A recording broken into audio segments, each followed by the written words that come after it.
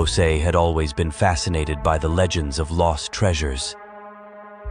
Growing up in a small coastal town in Mexico, he heard countless tales of sunken ships and hidden gold.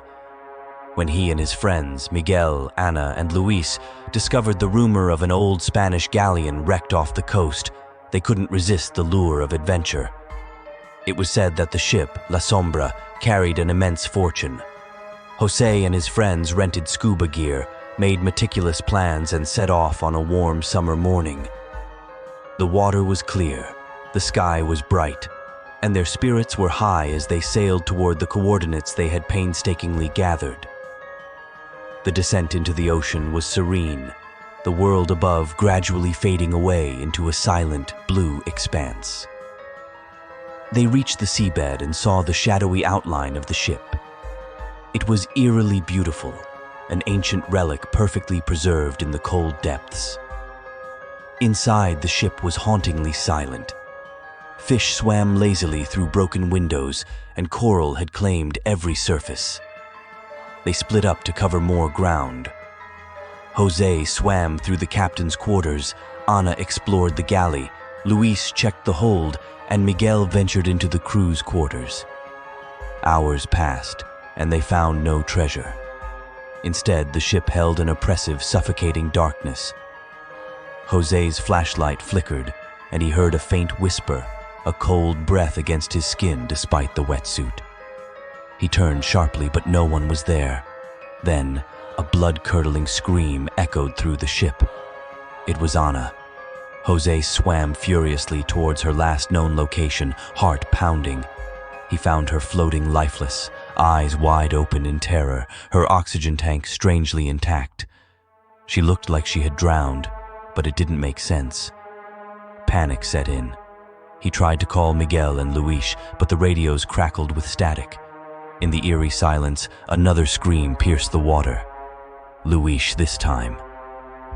Jose's blood ran cold. He found Luis's body near the ship's hull, contorted in an unnatural position, his mask shattered. Jose's breaths came in ragged gasps.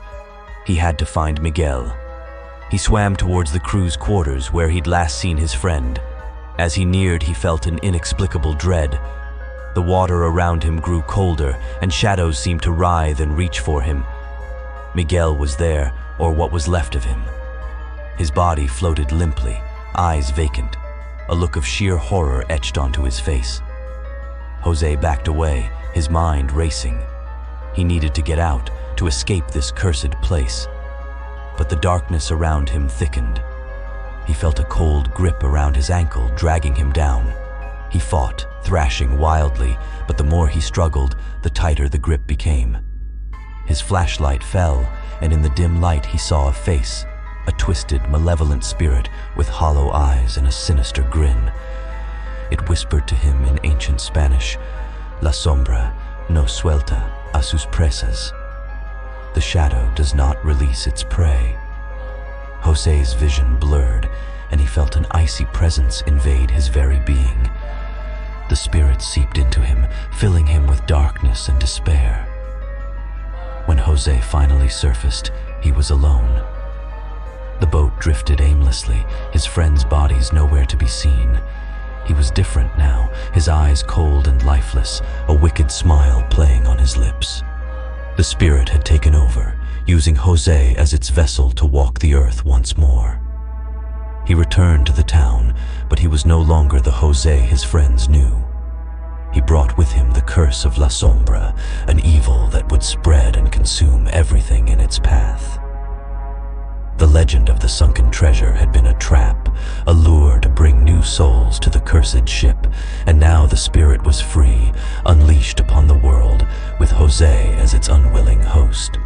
Jose wandered through the town, his friends' memories haunting him. The spirit inside him whispered dark commands, urging him to spread its malevolence. He fought against the darkness, but his will was weakening. At night, he roamed the streets, eyes cold and lifeless, bringing a chilling fear to those who crossed his path. One evening, Jose found himself at the shoreline, the sea whispering its own secrets to him. The moon cast eerie shadows on the water, and for a moment, he felt a glimmer of his own consciousness fight back. The memories of his friends, Anna's laughter, Miguel's courage, Luis's kindness, fueled his resolve. Realizing that he could not let the spirit continue its reign of terror, Jose made a desperate decision. He plunged into the sea, hoping to drag the spirit back to its watery grave. The ocean embraced him, pulling him down into its depths. As he sank, he felt the spirit's grip tighten, but his determination was stronger.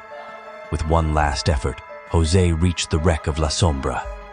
The spirit, sensing its impending doom, thrashed within him, but it was too late. Jose clung to the ship, allowing the cold, dark waters to envelop him. The malevolence within him began to dissipate, its power waning as the cursed ship reclaimed its prisoner. As darkness closed in, Jose's final thoughts were of his friends. He had avenged their deaths and ended the curse.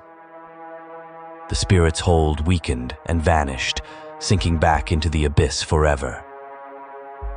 The sea was still once more, and the town would never know the true heroism of Jose, who sacrificed everything to save them from La Sombra's wrath.